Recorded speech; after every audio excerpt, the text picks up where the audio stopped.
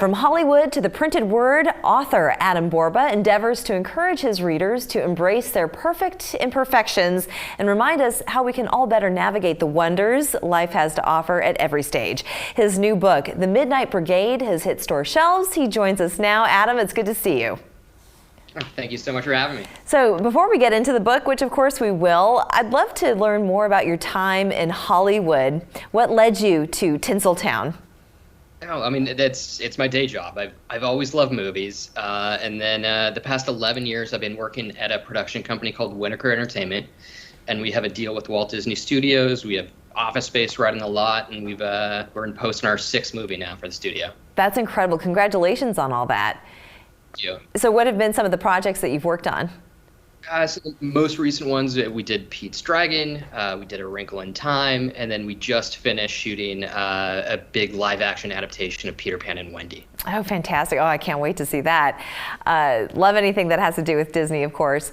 But why did you decide to go from the executive producer's role to an author? What was it about writing a book, a novel, as it were, that interested you? I actually...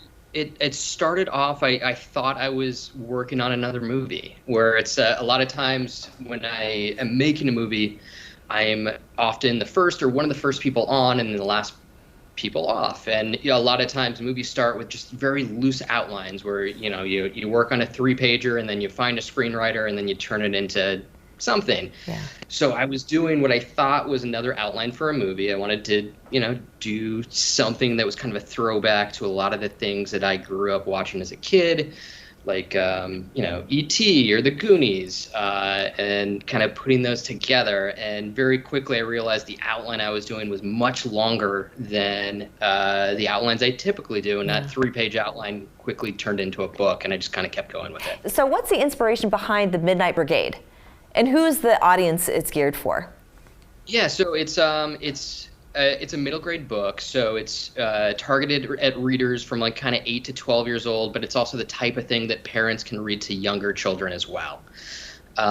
So the inspiration was my wife is from Pittsburgh, and so we go out there once or twice a year to visit her family. And I don't know if you've been, but Pittsburgh has 446 bridges, and it's more than the city of Venice, just because there's 3 major rivers that run through it.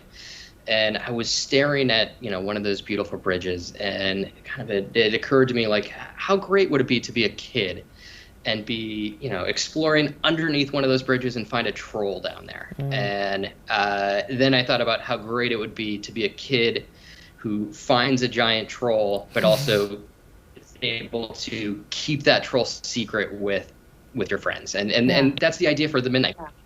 That's great. And you have some wonderful lessons in here about integrity, fantasy, human fallacy. So all the things that these middle schoolers are kind of navigating through as they're coming from more of a childhood into adolescence and their teenage years. Where can people find your book?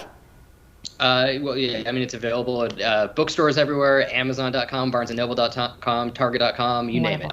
Fantastic. And Adam, what's next for you? What is the next project that you're working on as a writer, I should say? As a writer, I'm doing another middle grade novel that'll hopefully be out next fall. It's another original driven by heart, humor, and a little bit of magic about a kid who learns a lesson along the way and have some fun. I love it. Well, we'll check in with you when that book is ready to come out. I'd love to be back. Thank you so much for having me. Thank you. It's been a pleasure. We're back after this.